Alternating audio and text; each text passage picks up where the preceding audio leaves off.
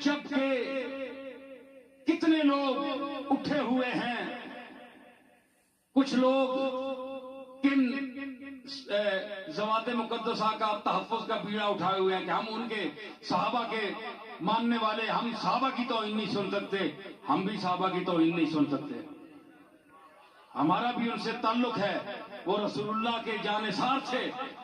لیکن میں کہہ رہا ہوں کہ جو خون ہے، خون مصطفیٰ رسول اللہ کے خون کے اثر کے ساتھ، جملہ توجہ طلب ہے میرے ذہین مخاطبین، آپ کے چہرے دیکھ رہا ہوں 2 بج رہے ہیں اور آپ کے چہرے ابھی تک حب رسول میں دمک رہے ہیں۔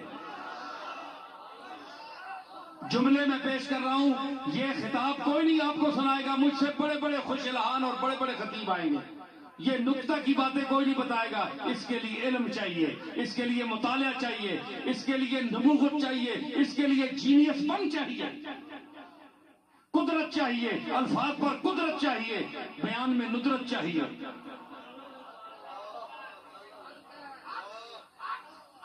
سمجھ آئی؟ تو میں کیا کہہ رہا ہوں کہ رسول اللہ، بولیے میرے ساتھ ہاں نہ میں جواب دیں، کیا کسی صحابی کا مرتبہ رسول اللہ کے خون کے قطرے سے بڑھ کر ہے؟ بولے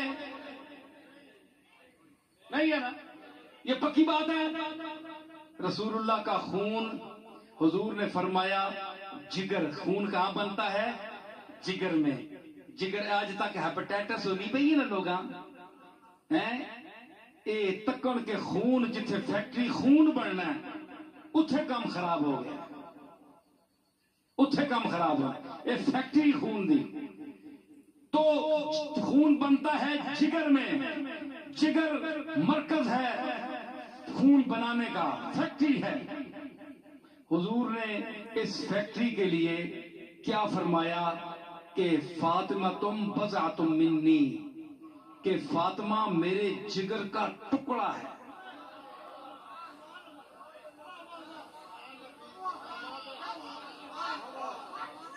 بضعۃ منی، بضع کیوں نہیں فرمایا؟ پورا جگر کیوں نہیں فرمایا؟ اس پر بھی ذرا غور کرے علماء بیٹھے، میں پیش کرتا ہوں اس کی وجہ۔ بضعۃ منی، میرے جگر کا ایک ٹکڑا ہے۔ کیوں کہ ٹکڑا جب خراب ہو جائے تو جگر سارا بیکار ہو جاتا ہے۔ سارا جگر نہیں فرمایا کہ جو جس طرح ہر ٹکڑے کو، پورے جگر کے پیس کو انسان بچا کر رکھتا ہے کہ یہاں کوئی خرابی بیماری نہ آ جائے، کیونکہ اگر ایک پیس کاٹا گیا تو سارا جگر خراب ہو گیا۔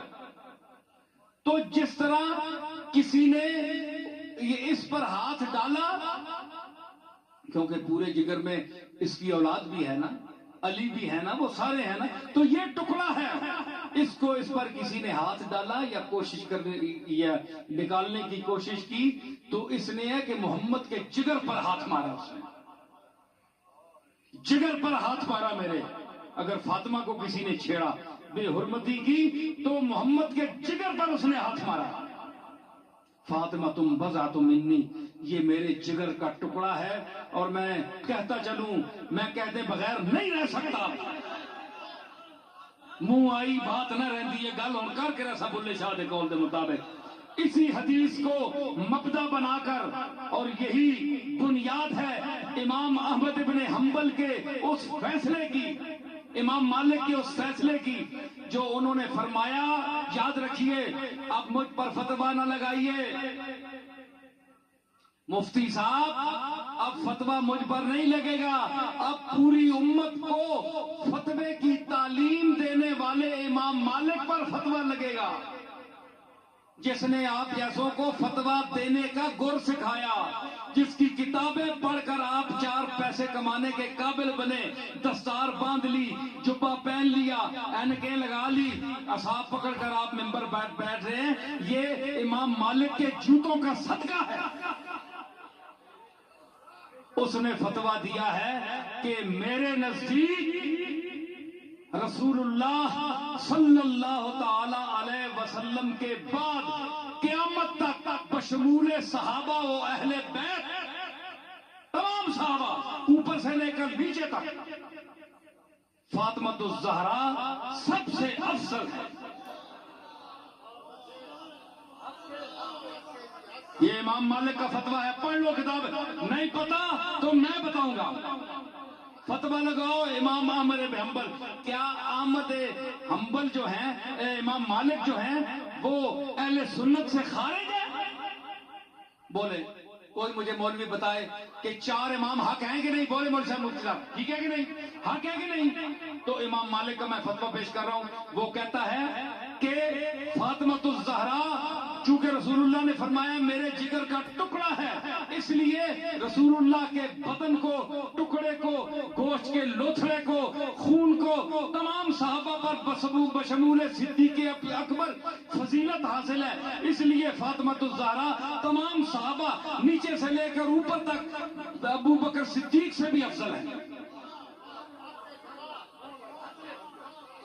آئیے میدان میں اتریے، علم سے دلیل دیں، امام مالک کو رد کریں۔ یہ بات ویسے نہیں میں کہی، یہ اجماع امت ہے۔ اجماع امت کیا ہے؟ چند مولویوں کا سر جوڑ لینا یہ اجماع امت ہے؟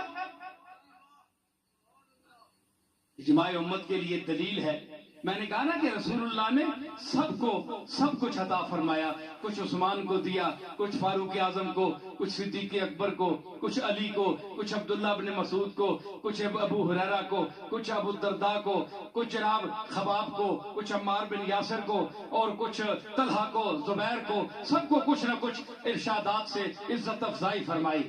کسی کے لیے 2 جملے کہے، کسی لیے 4 کہے، کسی کے لیے 10 کہے، سب غلام تھے، سب کو نوازا۔ آپ کون ہیں کہ سب کے نیچے ایک کو مقرر کر دیں؟ فضیلت جزوی ہے، کلی فضیلت جناب محمد الرسول اللہ کو سب پر، پوری کائنات پر، ہر خوبی، ہر کمال میں، سب میں صرف حضور کو فضیلت حاصل ہے۔ باقی صدیق اکبر حضور کے صحابہ کے مخدوم ہیں، جو آپ کا کردار ہے، جیسا کہ میں نے ابتدائی خطاب میں عرض کیا تھا، جو انہوں نے قربانیاں پیش کی، جو رسول اللہ کے ساتھ سختی اور اسرت اور تنگی کا دور گزارا، وہ راتیں، وہ خلوتیں، وہ جلوتیں، وہ بھوکے، وہ پیاسے کسی صحابہ کو بشمول اہل بیت نصیب نہ ہو سکی۔ اس میں صدیق اکبر منفرد ہیں، اور ہم ان کی جوتوں کو اپنے سر پر رکھتے ہیں۔ لیکن یہ کہنا کہ جناب یہ ترتیب میں کہنے یہ ترتیب یہ فضیلت ہے، پہلا جو ہے وہ افضل ہے، دوسرا 2 نمبر پر ہے، دوسرا 2 نمبر پر ہے، بولو نا جی، دوسرا جو ہے وہ 2 نمبر ہے، معاذ اللہ کتنی بری سوچ ہے۔ تیسرا، پھر چوتھا، یہ سب سے آخر میں ہے، تو پھر اس لیے کہ ان کا مرتبہ سب سے علی کا کم ہے۔ ماشاءاللہ جی، یہ بڑی عجیب ترتیب ہے۔ تو پھر آدم سے لے کر شروع ہوئے، جو پہلے آئے گا وہ آخری سے افضل ہوگا، پھر آدم افضل ٹھہرے یا محمد رسول اللہ افضل ٹھہرے؟ پھر تو آدم کو افضل ہونا چاہیے، کیونکہ نبی پہلے وہ ہیں، تو ان کو آپ افضل کیوں کہتے ہیں؟ کس دلیل پر کہتے ہیں؟ آپ مجھے بتائیں۔